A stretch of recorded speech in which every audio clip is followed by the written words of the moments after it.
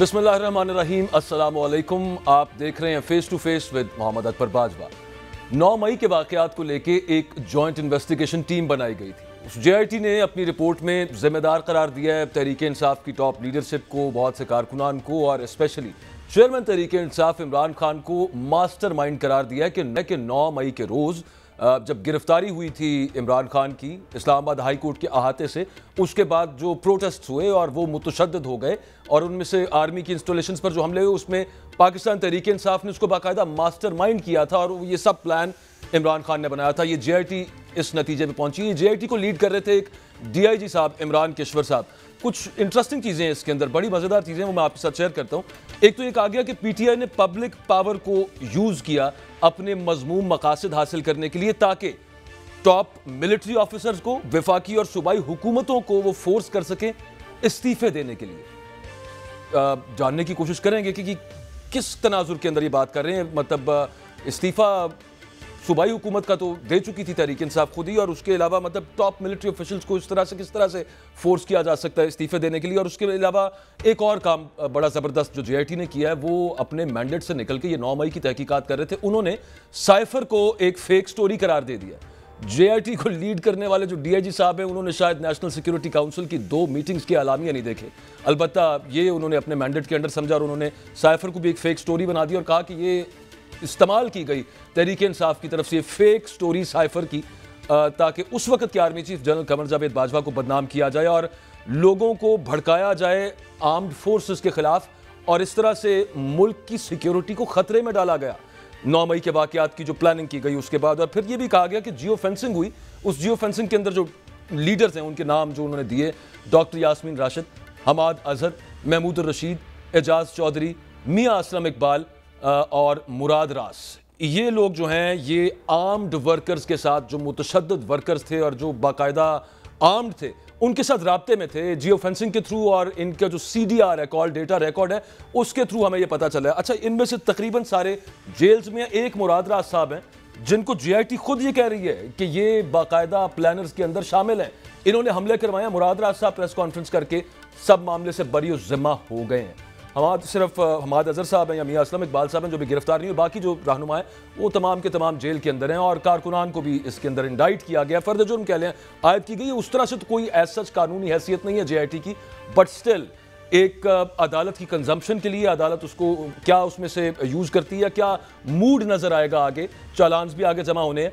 तो इस सब मामले पे बात करेंगे। पाकिस्तान तहरीक इंसाफ के कोर कमेटी के रुकन और सीनियर लॉयर शुएब शाहीन साहब हमारे साथ मौजूद हैं। हम श्योर सर आपकी नज़र से ये खूबसूरत JIT रिपोर्ट गुजरी होगी, रिएक्शन क्या है इस पर पाकिस्तान तहरीक इंसाफ का, फर्स्ट ऑफ ऑल कंसिडरिंग के देश से इमरान खान इसके मास्टरमाइंड थे 9 मई के हमलों के? देखिए, 9 मई के हवाले से इस्लामाबाद हाई कोर्ट के एडिशनल डिस्ट्रिक्ट एंड सेशन जज फरीद बलोच साहब इस पर फैसला दे चुके हैं ज़मानत के हवाले से।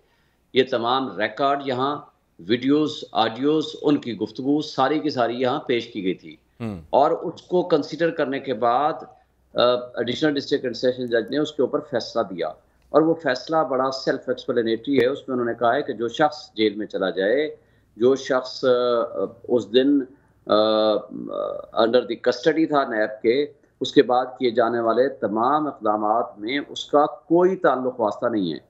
फिर इसी तरह GHQ के हवाले से वो जो हमला हुआ उसके हवाले से Lahore high court Rawalpindi bench already इस पर फैसला दे चुकी है। अगर उनकी फाइंडिंग्स और कंटेंट्स को अगर आप देखें तो उसके अंदर ना सिर्फ वो इमरान खान साहब बल्कि तमाम लीडरशिप को उन्होंने एक्सोनरेट कर दिया है, उनको एक्विटल दे दिया है। तो लिहाजा JIT की इसी एक बात से भी आप अंदाज़ा लगा लें। माजी में एक लाइटर नोट पे एक पुलिस वाले ने छापा मारा, उस जिस ज़माने में कम्युनिस्टों के खिलाफ एक बड़ा क्रैकडाउन हो रहा था, तो एक अदीब को गिरफ्तार किया तो उसको कहा मुझे इल्ज़ाम तो बता दो। उसने कहा हमें पता चला है तू कम्युनिस्ट है। उसने कहा भाई मैं तो एंटी कम्युनिस्ट हूँ। उसने कहा एंटी हुए तो क्या हुआ, कम्युनिस्ट तो हुए ना, तो चलना पड़ेगा आपको, और गिरफ्तार हो गए। तो बात यह है कि हमारे साथ ये वो हो रहा है। साइफर का इश्यू नहीं है, उन्होंने लिख दिया कि जनाब साइफर तो एक फेक ड्रामा है। साइफर तो हमारे एक सहाफ़ी भाई ने भी ये लिख दिया था कि जनाब अगर साइफर तो निकल आया, नजर आ गया कि ये साइफर है, तो मैं सहाफत छोड़ दूंगा। मैंने आपके तवज्जुह से पूछता हूँ कि वो सहाफ़त में अभी हैं या नहीं है नहीं, अभी नहीं, वो इधर आजकल? ही हैं, वो सहाफ़त कर रहे हैं, वो अच्छा, कह रहे हैं कि मैंने माशाअल्लाह, वो कोई ये अल्लाह पीले कलर उसकी का था, सहाफ़त मैंने में सफ़ेद वाले का मज़ीद। कहा था, वो इस तरह का मामला चला है वहाँ पे। ये एक चीज़ है सर इसके अंदर, मतलब जेआईटी को जो हेड कर रहे हैं, अच्छा ये जॉइंट इन्वेस्टिगेशन टीम है, इसमें सिर्फ पुलिस नहीं है, इसमें बाकी इन्वेस्टिगेटिव एजेंसीज के लोग भी शामिल थे, जिन्होंने इंटेरोगेट किया मुख्तलिफ लोगों को और जो भी उन्होंने शवाहिद इकट्ठे किए। साइफर का तो केस चल रहा है बाकायदा, शाह महमूद कुरैशी पे, असद उमर पे, आजम खान पे और इमरान खान पे, और वहां पे यही बात हो रही है कि ये लीक क्यों किया गया, और वो कह रहे हैं कि साइफर आया नहीं। ये जेआईटी मतलब खुद ही कॉन्ट्रडिक्ट करना शुरू हो गई है, रियासत के मामलात में दखल अंदाजी हो रही है यहाँ पे। तो यहाँ से आप अंदाज़ा लगा लें कि कितनी संजीदगी है, कितना कॉम्पिटेंस लेवल है और कितना प्रोफ़ेशनलिज़्म है और कितने ये इम्पार्शियल हैं। ये आपके सामने सारी चीज़ें खुल के वाज़े आ गई। आप मुझे ये बताएँ, पहले दिन भी आईजी साहब ने एक प्रेस कॉन्फ्रेंस की थी, जनाब मुराद राज का नाम सबसे ऊपर था और 1 दिन रहे वो और प्रेस कॉन्फ्रेंस हो गई जी हाँ। और उसके बाद वो दूध के दूल्हे हो गए और इस्तेकाम पाकिस्तान में बैठ के की पार्टी में शामिल होकर मेरे साथ कई प्रोग्राम किए, वो तर्जमान बन गए उनके। तो बात ये है कि अगर ये आपका क्राइटेरिया है आज भी, आपने इस तरीके से प्रोसिक्यूशन नहीं प्रोसिक्यूशन करनी है, तो इससे बड़ा बदनसीबी हमारे इदारों की, शुएब साहब एक बात हमारे मुल्क बताइएगा, की, हमारे कानून और इंसाफ की क्या होगी? ये जी। जो बाकी रहनुमा है, मुराद सईद साहब के अलावा कुछ तो चलें अभी गिरफ्तार नहीं हुए, हमाद अजहर हो गए, मियां असलम इकबाल हो गए, ये जो डॉक्टर यास्मीन राशिद साहिबा की बात हो रही है, महमूद रशीद साहब हैं, एजाज चौधरी हैं, आपकी पाकिस्तान तहरीक इंसाफ की खवातीन कारकुनान है, दीगर कारकुनान है, एक तो बड़ा लंबा मामला चल रहा है बहुत से चालान अब तकरीबन तैयार भी हो चुके हैं। इनको कोई ऑप्शन ऐसी ऐसी सहूलत मुयसर है इन लोगों को कि ये भी प्रेस कॉन्फ्रेंस करें और मुराद राज साहब की तरह ये स्कॉट फ्री घर चले जाएं? देखिए, ये बातें तो खैर हमें नहीं पता। तो ज़ाहिर है कि जिन्होंने प्रेस कॉन्फ्रेंस नहीं की, आप बताएँ इस्लामाबाद हाई कोर्ट के 2 मुअज़्ज़ज़ जज साहब ने जब लोगों की 3-3, 4-4, 8-8 दफ़ा ज़मानतें लीं और वो फिर गिरफ्तार हो जाते थे, वो कहते थे कि भाई हमारे पास क्या लेने आते हो? हम तो आपको ज़मानत की रिहाई का ऑर्डर कर देंगे, लेकिन असल रिहाई तब मिलेगी जब आप जाकर प्रेस कॉन्फ्रेंस कर लो। तो बात ये है कि अगर ये सिचुएशन है अदालतों में भी और अदालतों को पता है और ख़वातीन की जिस तरह ज़मानतें हुई हैं, हालाँकि ख़वातीन का तो काबिल ज़मानत उनका राइट है, कानून के मुताबिक भी और सुप्रीम कोर्ट की जजमेंट के मुताबिक भी। लेकिन इस सब कुछ के बावजूद दोबारा उनको कर लिया। ये तो हमारे बुनियादी इंसानी हुकूक की मुअत्तली जिस तरीके से और आइन की पामाली जिस अंदाज से जारी सारी है, और अफसोस से ये कहना पड़ता है कि ये उसके अंदर लॉ एनफोर्समेंट एजेंसीज वो उसके अंदर कलीदी रोल अदा कर रही हैं। और आपने आईजी का वो एक प्रेस कॉन्फ्रेंस देखी थी, वो जो प्लास्टिक की बोतल में पानी पेट्रोल बम। ऑयल रख के बैठे हुए हैं, वो कह रहे हैं ये देखो प्लास्टिक बम हमने निकाल लिया। और यानी ये इनका कॉम्पिटेंस लेवल है आईजी का कि कभी प्लास्टिक की बोतल में से भी कभी पेट्रोल बम बना। यानी अफसोस की बात यह है, ये सारी हरकतें सबके सामने। वो एक मासूम जिले शाह था, वो स्पेशल बच्चा था, वो इमरान खान का दीवाना था, पुलिस वैन में उठा कर देखा जा रहा है, उसकी बात हो रही है सबसे, वो लेके गए और घंटे बाद उसकी 2 घंटे बाद शहादत हो गई और उसको ला करके फेंक दिया गया। पहले मर्डर का पर्चा होता है, वो भी इमरान खान के खिलाफ, और 3 दिन बाद मरियम नवाज साहबा कहती है नहीं नहीं इसको एक्सीडेंट बना देते हैं, परवेज रशीद से बात करते हुए, और फिर उसका नया पर्चा होता है, वो एक्सीडेंट का पर्चा होता है और वो भी होता है इमरान खान के खिलाफ।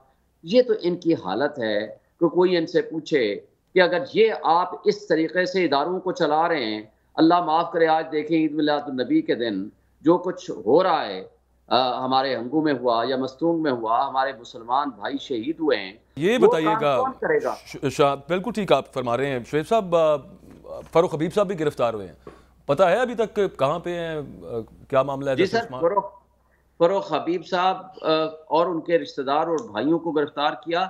तो जो उनके भाई और रिश्तेदार थे उनको आज गवादर पुलिस ने पेश कर दिया 2-3 दिन बाद।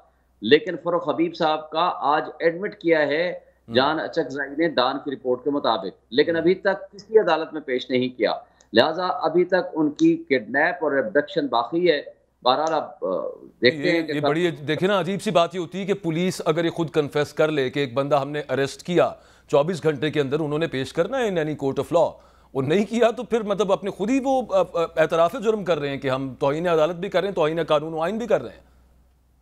अकबर बाजवा साहब, यहाँ असल मसला क्या है? मसला हमारी अदालतों का है, बड़े अफसोस से कहना पड़ता है।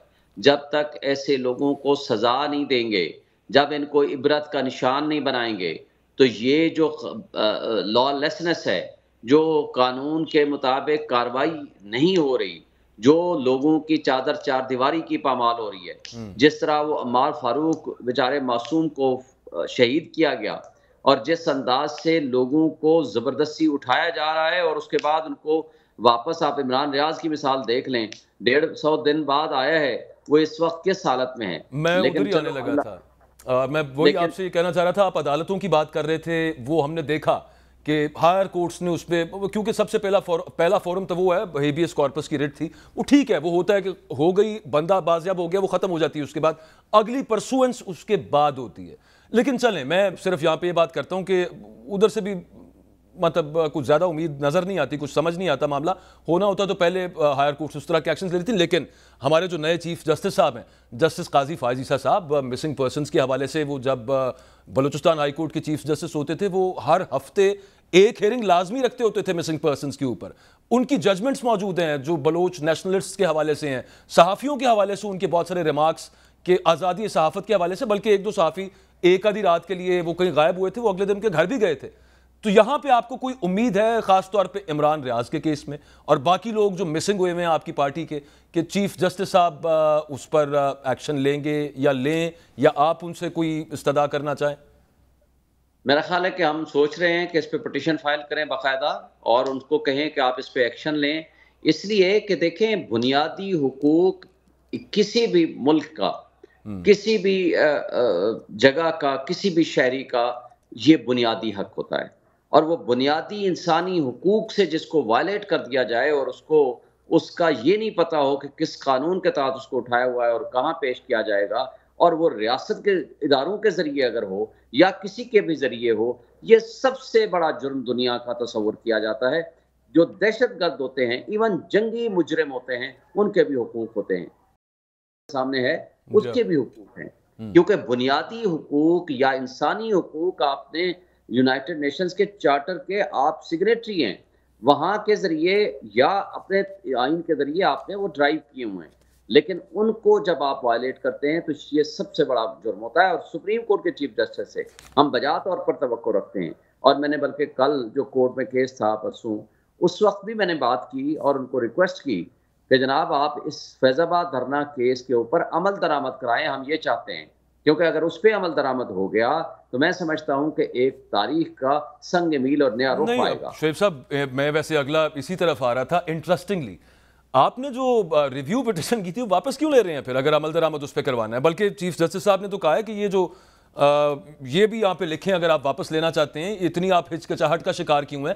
आईनी इदारों से भी उन्होंने पूछा, लेकिन उन्होंने सब पिटिशनर से पूछा है कि जो रिव्यू में जाना चाह रहे थे और फिर उसके बाद अब वो वापस लेना चाह रहे हैं। उन्होंने कहा आप कहें कि ये कहीं से हुक्म आया था जिसकी वजह से हमने ये किया, ये क्या चल रहा है यहाँ पे? तो आप जरा एक्सप्लेन करें इसको, क्यों वापस लेना चाहती है तहरीक इंसाफ अपनी? देखें, बहुत अच्छी बात की है उन्होंने। हम तो खैर उस ज़माने में भी, मैं अपनी अगर ज़ाती कैपेसिटी में बात करें तो हम इस जजमेंट को भी अप्रिशिएट किया था और हम समझते थे कि इसके ऊपर अमल दरामद होना चाहिए। बल्कि पिछले साल जो मैंने बतौर सदर Islamabad high court bar petition file की थी, इस जजमेंट का रेफरेंस दिया था कि इसके ऊपर अमल दरामद किया जाए। और जो 25 मई को दोबारा लगी थी और उसके ज़रिए जिस तरह हमारे कोई 500 के करीब लाहौर में सिर्फ वकील गिरफ्तार हुए, पूरे पाकिस्तान से गिरफ्तारियां थी, पंजाब में स्पेशली उनको हमने रिलीज कराया था। और जो पीटीआई के लोगों को उठाया गया था और जिस तरह लोगों के घरों में छापे मारे जा रहे थे, तो उसमें हमने रिलीफ दिलाया था सुप्रीम कोर्ट ऑफ पाकिस्तान से। लेकिन पीटीआई के इसमें, चूंकि मैं रिप्रेजेंट नहीं कर रहा था इस केस को, कल मैंने बात की अली जफर से, उससे पूछा है तो उसने कहा जी हम की एक रिपोर्ट थी जिसके अंदर ये लिखा हुआ था कि उलमा विंग ऑफ पीटीआई ने सपोर्ट की है तहरीक लब्बैक को अपने उस धरने में। तो कहते हैं कि हमने उस जजमेंट को नहीं चैलेंज किया, हमने उस portion of the report of the हद तक चैलेंज किया था, वो हम वापस लेते हैं। तो वो फॉर दैट वाज पर्पस। लेकिन ये तो मैं पीटीआई के हवाले से बात कर रहा हूँ, बाकी लोगों का इंतजार है। उन्होंने पूछा कि इलेक्शन कमीशन जितना जी बड़ा जी। आईनी इदारा है, तो उस वो बताए सबसे पहले, उसको किसने कहा था ये पिटीशन डालो और किसने कहा है आज वापस ले लो। तो ऊपर से कौन है? अल्लाह मियाँ तो कह नहीं सकता आप लोगों को, उसके अलावा कौन है कि जिसके कहने पे आप ये करते थे और जिसके कहने पे आज वापस ले रहे हैं? तो ये बड़ी इंपॉर्टेंट बातें हैं। मेरा ख्याल है कि आज 2-3 चीजें बड़ी अहम है। नंबर 1 जो फोर्स डिसअपीयरेंस है, नंबर 2 जो लेवल प्लेइंग फील्ड है, हमें तो फील्ड ही नहीं दिया जा रहा, लेवल प्लेइंग फील्ड तो दूर की बात है। Number 3 election with in 90 days होना, नंबर 4 जो सिविलियंस का मिलिट्री ट्रायल होना, ये जो चीज़ें हैं और जिस अंदाज से डिस्क्रिमिनेट हो रहे हैं, आप देखें कल वो तो सर वो रूल्स एंड खरक में प्रोसीजर वाला जो मामला मैं कहूँगा थोड़ा सा जो फंसा हुआ है वो जरा क्लियर हो जाए तो उसके बाद बाकी सारी चीजें भी अच्छी खासी क्लियर हो जाएंगी कि उस पर चीफ मेरा जस्टिस ख्याल है साहब कि इन स्टैंड क्या चीज़ों रखते पे हैं। अब देखें ना, कुछ चीज़ें टाइम बाउंड हैं। अब मसलन इलेक्शन 90 डेज का है, अब 1.5 महीना तो पहले ही गुजर गया। अब ये टाइम बाउंड जो केसेस हैं उनको देखें, किसी शख्स को अल्लाह ने आज़ाद पैदा किया है, उसकी आज़ादी इस कानून के अलावा सलब नहीं की जा सकती, और ये सबसे अर्जेंट नेचर का केस होता है, उसको 1 घंटे की ताखीर भी जुल्म तस्वर होगा। आज मैं कह रहा था ना, इमरान रियाज को आ गए, लेकिन उसके मुजरिमों तक जब तक नहीं पहुंचेंगे, उनको कैफर किरदार तक नहीं पहुंचाएंगे, तो कल दूसरा साफी होगा, मसला वहीं का वही रहेगा। अच्छा, जब अब चौथा शुएब साहब होगा। आप बात करते हैं फैजाबाद का धरने का जो फैसला था उस वक्त के सुओ मोटो का, उसमें जो सजेशंस थी आप कह रहे हैं कि उन पे मिलनुआन अमल होना चाहिए, तो वो तो इंटेलिजेंस एजेंसीज और उन इंटेलिजेंस एजेंसीज में उस वक्त जो प्राइम मोस्ट थी उनको हेड कर रहे थे जनरल फैज साहब। तो इसका मतलब है कि पीटीआई का इस वक्त ये मुतालबा है नवाज शरीफ साहब के साथ एक पेज के ऊपर कि जनरल फैज के खिलाफ भी एक्शन लिया जाए। इन अदर वर्ड्स, देखिए, पहली बात तो आपको बताऊं कि हूसोएवर इज इन्वॉल्व, इसके दो हिस्से हैं। एक ये है कि जो वो अमल दरामद है, वो सिर्फ ये नहीं है कि उन किरदारों को आप सजा दे दें, और अगर कोई ट्रांसग्रेस करेगा उनको एक्शन लेना चाहिए। तो उस जमाने में तो जो कुछ हुआ वो बहुत कम था, जो कुछ आज हो रहा है, तो लिहाजा जुर्म जो वो जुर्म आज जो बिल्कुल रिपीट ठीक। हो रहा चले है, मैंने तो इसको शेख रोकें। साहब एक ब्रेक लेनी है, मैंने ब्रेक से वापस आते हैं तो मामला जहां से शुरू किए थे वहीं से आगे बढ़ाएंगे। 9 मई के हवाले से हम बात कर रहे थे और 9 मई के हवाले से जो जेआईटी की रिपोर्ट आई, फिर उसके बाद एक गैलप का सर्वे आया हुआ है। अच्छा, वो सर्वे आया 9 मई में, वो ये सानहा हुआ और उसके बाद जून के अंदर ये सर्वे किया गया। उसके मुताबिक द मोस्ट पॉपुलर इंस्टीट्यूशन जिस पे सब लोगों का एतमाद है वो पाकिस्तान आर्मी है, 89% लोग। और दूसरी तरफ जिन पे इल्ज़ाम है कि उन्होंने आर्मी इंस्टॉलेशंस पे हमला किया है वो पाकिस्तान तहरीक इंसाफ है और उसके चेयरमैन है। अच्छा, वो भी टॉप मोस्ट पॉलिटिकल पार्टीज में और पॉलिटिकल लीडर्स में उनकी भी रेटिंग सबसे ज़्यादा है।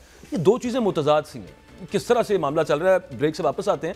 शुएब शाहीन साहब से भी पूछेंगे, सरवर बारी साहब इलेक्शन एंड सर्वे एक्सपर्ट हैं, उनसे भी पूछेंगे ये कलेक्ट किस तरह से किया जाता है, क्या कुछ बहुत सारी चीज़ें उसमें मुतजाद क्यों नज़र आ रही हैं। ब्रेक के बाद बात करते हैं।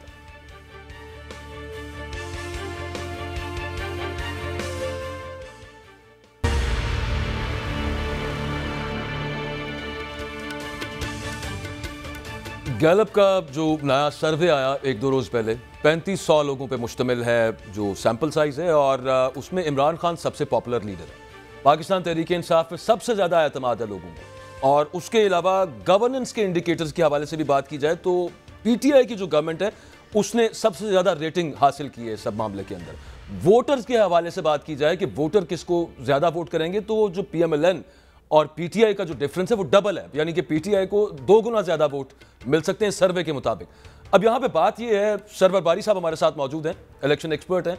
बहुत शुक्रिया सर, आपने वक्त दिया है। मेरे जहन के अंदर सवाल ये आता है कि सबसे ज्यादा काबिल एतमाद, मोतबर और इज्जत वाला इदारा आवाम की राय के अंदर इस सर्वे के मुताबिक पाकिस्तान आर्मी है 89% पे, और इंटरेस्टिंगली पंजाब और खैबर पख्तूनख्वा से सबसे ज्यादा रेटिंग्स मिली हैं, और ये सर्वे हो रहा है 9 मई के कुछ ही अरसा बाद, जून के माह के अंदर।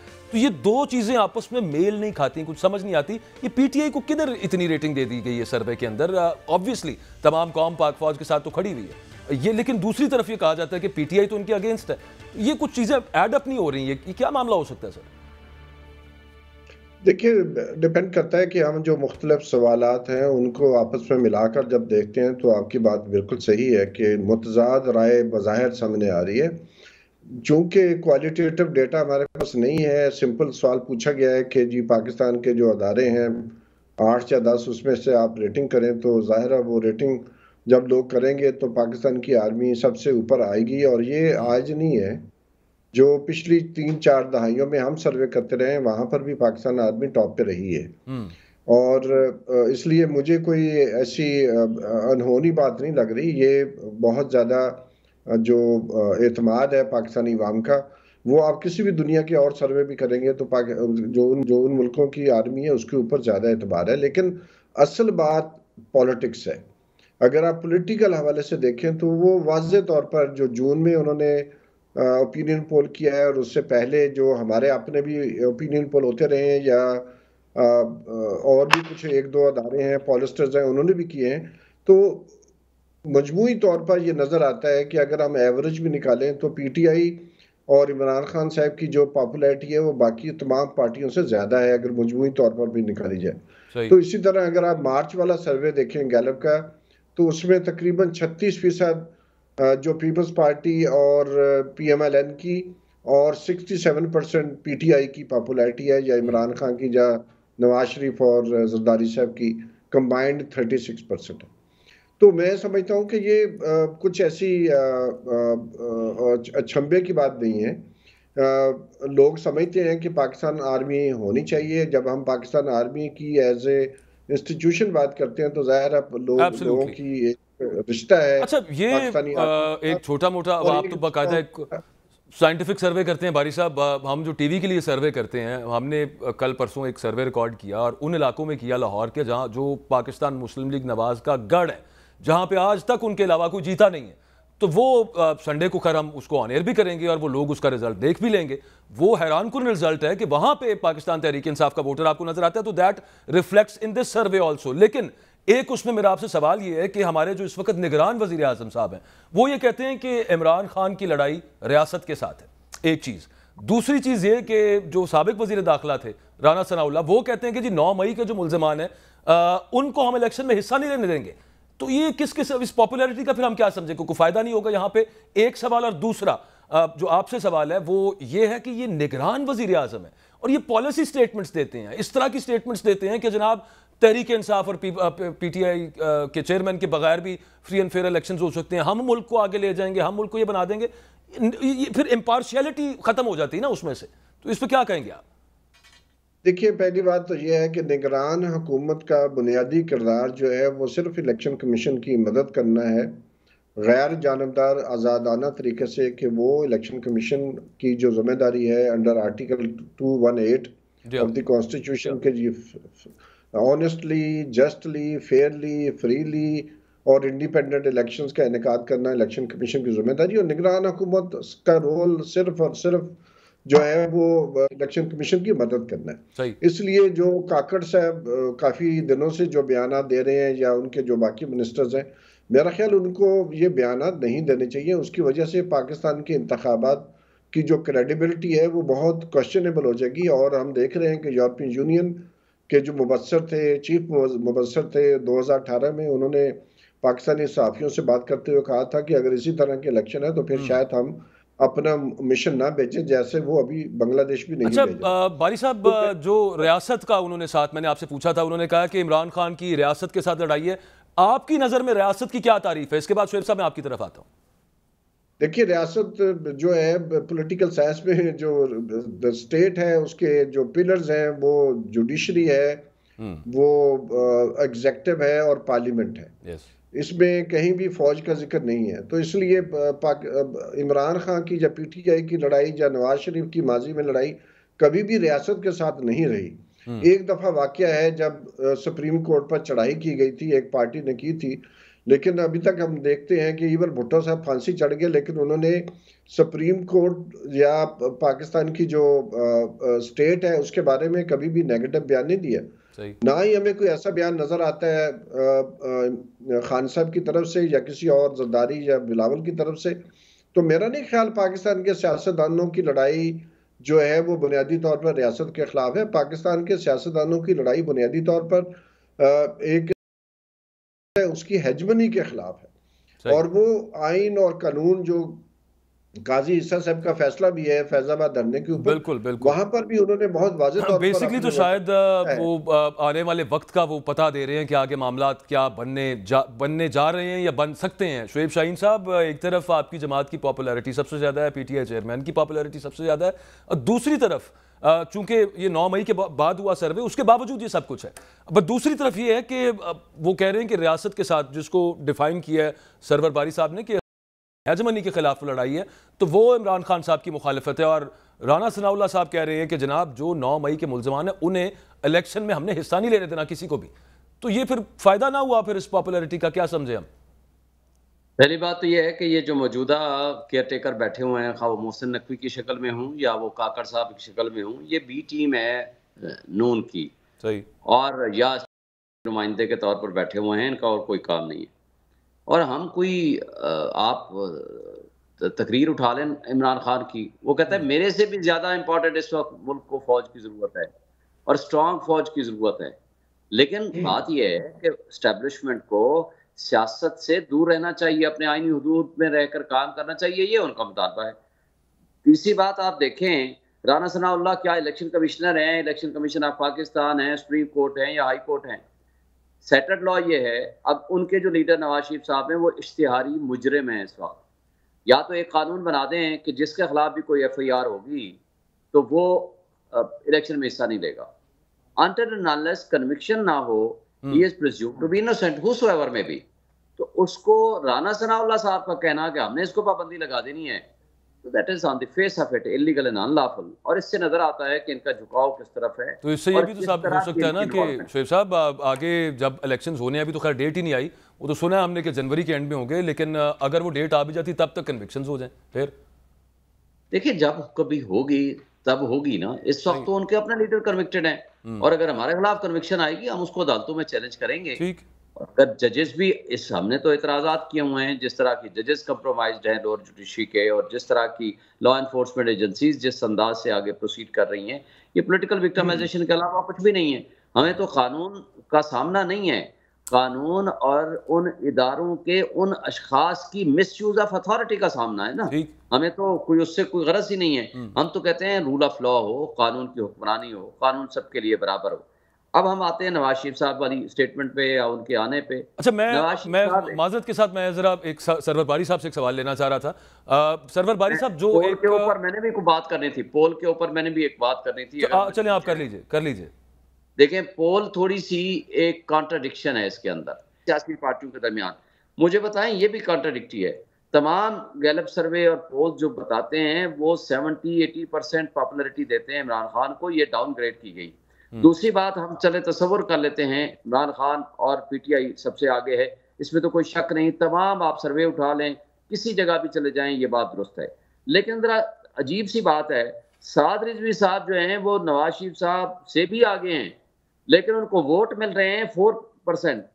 तो ये थोड़ी सी कॉन्ट्रडिक्शन है, और इसको अगर आप मद्देनजर, और इसका मतलब ये है कि 3500 लोगों का सर्वे, उसमें हम क्या ही कितना उसको मोतबर समझें। आखिरी सवाल मैंने करना है अपना सरवर बारी साहब आपसे, अगर इसको हम समझें कि आगे ये प्लान है, this is the way to tread forward, कि 9 मई में जिसको भी वो समझते हैं कि जनाब ये मुलजिम है और वो मुजरिम करार पाते हैं बाद में, उनको हमने हिस्सा नहीं लेने देना इलेक्शंस में, और वो जो स्टेटमेंट है जनाब के फ्री एंड फेयर इलेक्शंस जो हैं वो तहरीक इंसाफ की शमूलियत के बगैर भी हो सकते हैं, और चेयरमैन तहरीक इंसाफ जो हैं उनकी लड़ाई है रियासत के साथ, जो मैं पहले आपसे बात कर रहा था।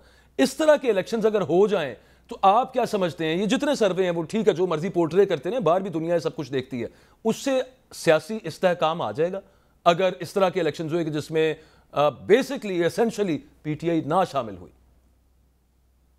देखिए, बहुत सारे, साउथ अफ्रीका एक बहुत अच्छी मिसाल है पाकिस्तान की सूरत हाल समझने के लिए, कि जो वहाँ मेजॉरिटी थी जो कि काले लोगों पर मुश्तमिल थी, और एक वाइट मिनॉरिटी ने 28 साल तक उनके लीडर को जेल में रखा, इंतखाबात भी कराए, और उन इंतखाबात में काले लोगों को वोट डालने की इजाज़त नहीं होती थी, और ना ही ब्राउन लोगों को इजाज़त थी, तो उसकी लेजिटिमेसी तो कभी भी नहीं थी। तो बिल आखिर उनको इसको तर्क करना पड़ा।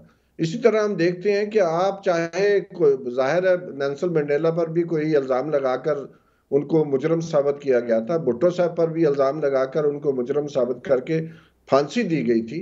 तो मैं समझता हूँ कि ये जो पॉलिटिकल इस्तेमाल है हमारे लॉ का, हमारे आइन का, हमारी अदलिया का, उसकी बुनियाद पर आप अगर पॉलिटिकल लोगों को टारगेट करेंगे, जो कि माजी में भी होता रहा है, तो फिर अभी last question boss, briefly sir, last question के 27 साल जो हैं भुट्टो साहब के, नवाज शरीफ के और इमरान खान के, क्या आपको लगता है कितने 27 सालों में से हमारे कितने साल रह गए हैं? कितने सालों के बाद यहाँ पे आ जाएगी ये रियलाइजेशन कि यार नहीं करना चाहिए? देखिए, बुनियादी बात है उस दिन आएगी जिस दिन हमारी सियासी जो क़यादत है, जो हमारी पॉलिटिकल सोसाइटी है, वो आपस की लड़ाई में को इस्तेमाल मत करें, आपस की लड़ाई आपस में that is the way to move forward. Thank you very much. मैंने एक्चुअली सर ब्रेक लेनी है। बहुत शुक्रिया, आपका वर्जन आया। शुएब शाहीन साहब और सरवर बारी साहब हमारे साथ मौजूद थे। एक दिन आज ईद मिलादुन नबी सल्लल्लाहु अलैहि वसल्लम के मौके पर मुल्क में 3 दहशतगर्द हमले हुए हैं और बढ़ते जा रहे हैं हमले। इससे पहले भी हमारी आर्म्ड फोर्सेस के जवान शहीद होते हैं मुख्तलिफ हमलों के अंदर। ये जो टेररिज्म है, it's again on the rise. ये सिचुएशन बड़ी ख़राब सी बन रही है यहाँ पे। अफगानिस्तान का इसके अंदर क्या रोल है? क्यों अफगानिस्तान हमारी बात नहीं मान रहा और उनकी सॉइल से हमारे यहाँ पे अटैक्स क्यों प्लान हो रहे हैं? अभी तक एक ब्रेक के बाद ब्रिगेडियर फारूक हमीद साहब हमारे साथ होंगे, उनसे पूछते हैं।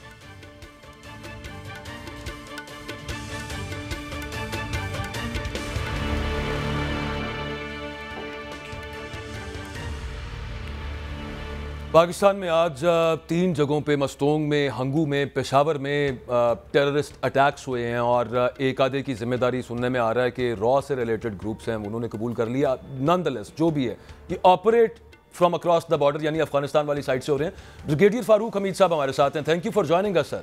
ये अफगानिस्तान तो सर, मुझे तो यही अंडरस्टैंडिंग थी, हम सबको ये अंडरस्टैंडिंग थी, ये हमारे एलाइज हैं अफगान तालिबान जो हैं, बल्कि ये जो आए हैं वहाँ पे पावर में दोबारा, इनका जो असेंट है उसमें भी हमारी कुछ फैसिलिटेशन शामिल रही है और उनकी सॉइल से ये सब कुछ यहाँ पे होना और होते चले जाना, बावजूद इसके कि हम बहुत दफ़ा उनके साथ अपनी रिजर्वेशंस रख चुके हैं। कुछ समझ नहीं आ रहा क्या चल रहा है यहाँ पे सर। बिस्मिल्लाह, बहुत शुक्रिया। आपने बिल्कुल सही फरमाया कि अफगान तालिबान की जो गवर्नमेंट बनी थी और दोहा एग्रीमेंट में पाकिस्तान ने उनको बड़ा फैसिलिटेट किया था। मैं समझता हूँ उनकी तरफ से बहुत बड़ी ये एक एहसान फरामोशी है और जिसको मैं कहूँगा कि अनबिकमिंग ऑफ अ नेशन, जो कि एक मुसलमान कौम है, कि वो जनाब इस तरह उनकी सरजमीन को इजाज़त दी जा रही कि वो ये दहशतगर्द हों, तंजीमें TTP, दाइश, बलोच मिलिटेंट्स, BLA, BRA वगैरह की, ये वो वहाँ से ऑपरेट करें। इसका मतलब ये कि इनकी सेंचुरीज वहाँ पे कायम है, इनके बेसिस कायम है। अफगान तालिबान अपनी कौमी जो रीजनल रिस्पॉन्सिबिलिटी है सिक्योरिटी की द रीजन, वो उसको फॉलो नहीं कर रहे, डिस्पाइट द फैक्ट उन्होंने 2-3 दफा कहा है कि नहीं जी, हम इस पे हमारा अज़म है कि हम अपनी सरजमीन किसी भी नेबर के खिलाफ जो है दहशतगर्दी के लिए इस्तेमाल नहीं होने देंगे। But however it is taking place. नहीं, वो तो होता जा रहा है सर। मेरा आपसे वैसे ब्रिगेडियर साहब सवाल ये है कि हमारे पास मसल भी है, हमारे पास फायर पावर भी है, हमारे पास टेक्नोलॉजी भी है। अब हम क्यों नहीं टेक आउट कर सकते, रूट आउट बल्कि कर सकते? वहां पे जो सेंचुरीज हैं, इतनी हमारे पास इंटेलिजेंस भी है कि अफगानिस्तान के अंदर और वहां पे जाके स्ट्राइक करें और इनको न्यूट्रलाइज करें। क्या रोका हुआ है, किस चीज ने हमें रोका हुआ है? नहीं, देखिए आपकी बात सही है कि अब क्योंकि हमने तो बड़ा क्लियरली कह दिया कि ये जो ड्यूरल लाइन है ये इंटरनेशनल बॉर्डर है और हमने वहां पे 300 किले भी बनाए और पूरी इसको डबल फेंसिंग भी की, लेकिन बहरहाल कहीं ना कहीं ब्रीच करके ये लोग आ जाते हैं। तो पॉइंट आपका बिल्कुल सही है कि we don't really have to cross the border, physical pursuit में नहीं जाना, ग्राउंड फोर्सेस वगैरह।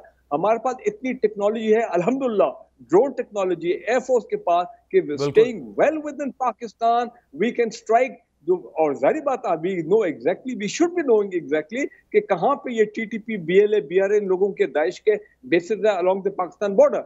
और मेरा ख्याल है कि हमारी जो नेशनल लीडरशिप है उनको बिल्कुल, मिलिट्री लीडरशिप, पॉलिटिकल लीडरशिप, उनको ये बारे में सोचना चाहिए। एंड आई एम श्योर कि ये ऑप्शन भी ऑन द टेबल जरूर होगा अगर ये अफगानिस्तान के लोग जो है बाद नहीं आते हैं। दूसरी जो इमीडिएट वजह ये है, मैं ये समझता हूँ कि हमने पिछले चंद हफ्तों में आप कहें देखें, काफी TTP के लीडरशिप जो है लोगों को पाकिस्तान की सरजमीन पे जो हमले हो रहे थे, यहाँ पे आके वो कर रहे थे, या विद इन अफगानिस्तान आपने सुना होगा इनडायरेक्टली उनके बड़े लोग वहां पे भी मारे गए हैं। तो it was probably a response from their side कि जी हमारे 3 लोग आपने मारे हैं, तो फिर हम भी पाकिस्तान को आके आपको डिस्टेबलाइज करते हैं और एक फ्रेश राउंड करते हैं।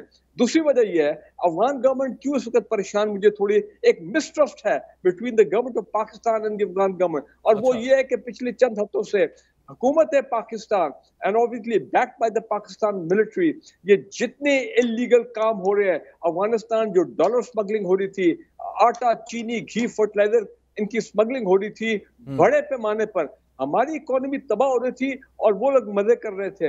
ये दिस इज अनएक्सेप्टेबल। और मैं समझता हूँ बड़ा मैसिव क्रैकडाउन हुआ है और अब तो कहा जा रहा है कि और भी से ज्यादा तेज होगा, तो उनको इसकी तकलीफ जरूर है।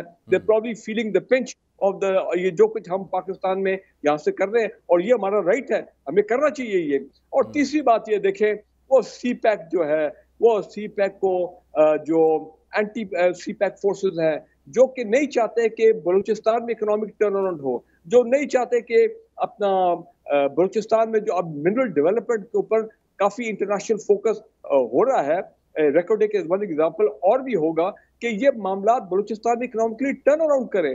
तो उनकी कोशिश ये अब है कि बलूचिस्तान में आग लगाई रखो, डिस्टेबलाइज करी जा रहा। मेरी बात सुनिए, मतलब दो जिनका पता है कि सीपैक के अगेंस्ट है, एक तो इंडिया हो गया, चलें साइड पे कर देते हैं उसको। हम बात करते हैं यहाँ पे अमेरिका की। अमेरिका भी अगेंस्ट है सीपैक के, और अमेरिकी सफीर तो यहाँ पे हर दूसरे बंदे को मिलते फिर रहे हैं। आपका मतलब है कि अमेरिका पीछे हो सकता है? नहीं, मैं ये नहीं कहता अमेरिका, लेकिन एंटी सीपैक फोर्सेस जो है वो यही है ना सर, एंटी सीपैक अमेरिका से बड़ा कौन है? मैं आ रहा हूँ। लास्ट मिनट है सर, लास्ट मिनट है। चाहे अमेरिका हो, वेस्टर्न जो होस्टाइल इंटेलिजेंस एजेंसीज हैं, देखें यही लोगों को होता है, इसी तरीके से ये करते हैं। खुद कभी ये नहीं आते, ये आते हैं वाया ये to fund and support the anti Pakistan militants operating from Afghanistan. So we have to be very very careful about it. तो मैं ये समझता हूँ कि हमें ये कहना चाहिए इनफ इज इनफ। अगर ईद मिलादुन नबी वाले दिन इन दहशतगर्द ग्रुपों को अफगानिस्तान गवर्नमेंट ने इजाजत दी है कि वो आके पाकिस्तान की सरजमीन में आके ये हमले करें और इनोसेंट पाकिस्तानी को शहीद करें, तो मैं समझता हूं कि हमारा एक मैसिव रिस्पॉन्स इस पे आना चाहिए।